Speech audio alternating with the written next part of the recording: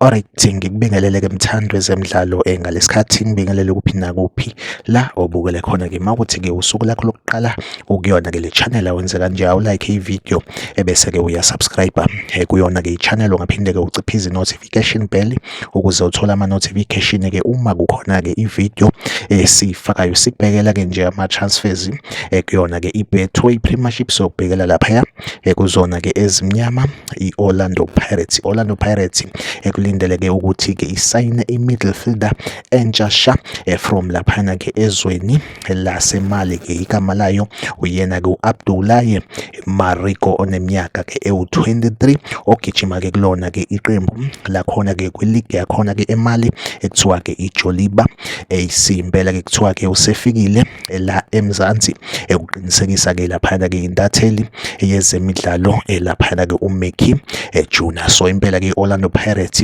sikulindele ukuthi-ke introduce njenge-new signing yalo-ke ibhakabhaka ezomsebenzisa kuyona-ke le season esiyakho yona-ke yona update engiphethe-ke njengamanje. Like ivideo usubscribe kuyona-ke i-channel. Mina nawe ngizohlezi ngikhona kulethele-ke ama-transfer news la kule channel. Asihlangabezane kwivideo elandelayo, nisale kahle.